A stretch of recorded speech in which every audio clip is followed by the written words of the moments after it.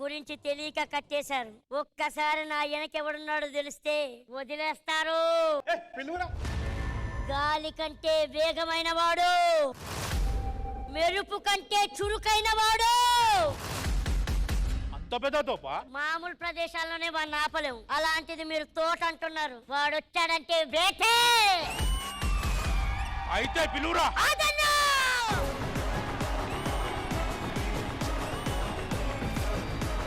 రే ఆకలి ఆకలి ఆకలి, ఎక్కడ తోట అన్నావు, ప్లాన్ అన్నావు, ఏమైంది? జహాపనా ఎప్పుడు అదే పనా? నన్ను మామిడికాయలు కోసానని చెప్పి కట్టేశారా? ఎవడు రావాడు? అసలు ఎవరిని అడిగి వచ్చారా నా తోటలోకి? ఈ తోటలోకి రావాలంటే అపాయింట్మెంట్ తీసుకొని రావాలి. అపాయింట్మెంట్ లేకపోతే అకేషన్ లేదు, వెకేషన్ లేదు, కోస్తనా అయ్యాలా? రే మనం చిన్నగా మాట్లాడదాం, ఆయన అరిచి అరిచిపోయేలా ఉన్నాడు. మా తాత పండు తిని తుప్పుక్కుని వస్తే ముడిచిన చెట్టు అది. మా తాతకాయలు కోస్తారా? సారీ అండి, మీ తాతకాయలని తెలియ కోసాం మేము. ఆయనతో మాటలేంటండి, వేసి పడాయిక. మీరు ఆగండి అద్దిగారు. అరే రే మనసా ఇదంతా నిజమా, ఇకపై మనమే సగము సగమా. ఉత్తర కొట్టేశారు. జాబిల్లి కోసం ఆకాశమల్లే వేచాను నీ రాకకై.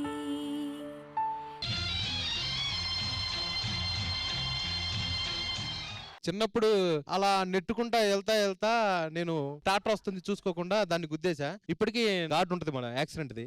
నిజంగానే ఘాట్ ఉందాడా? అది ఏ కుక్క కరిచింది వాడు.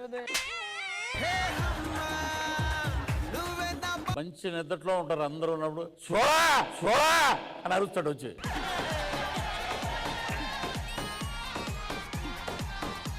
ఎవరు మీరు ఇంతకి? నేను బంగినపల్లి రా, నేను పచ్చి మామిడికాయ రా, నేను రసాల్ని రా, ఎగిరి తంతారా. పృథ్వీ గారు. ఏంది పోయినసారి ఆయన ఇంట్లోకి వెళ్ళారు. ఆయన నన్ను ఎలా తిన్నాడో తెలుసా? ఎలా తిన్నాడు? చుర్రుకున్నాడు, చప్పరిచ్చాడు, ఉట్టి టెంక మాత్రమే మిగిలిచ్చాడు ఆయన. మీ అందరిని ఒక టైంలో లేడీస్ తింటారో లేదో గానీ నన్ను మాత్రం ఒక టైంలో తింటారా? ఎప్పుడు? అదే అమ్మాయిలందరూ బుడుక్ బుడుక్ అని వాంతులు చేసుకుంటారు కదా, అప్పుడు నేనే అవసరం అవుతా. నీ వల్ల వాంతులు వచ్చేలా ఉన్నాయి అలాగే.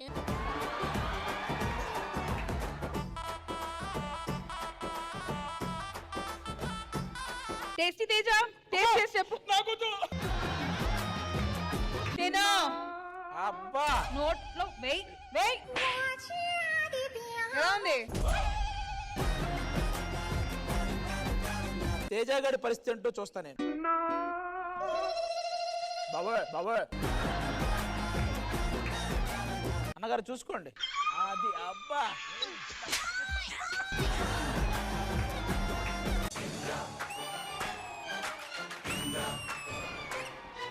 పది సంవత్సరాల తర్వాత కాశీలో. రే ఎవరో కాశీకి వస్తున్నారు, కృష్ణారామ అని కూడా.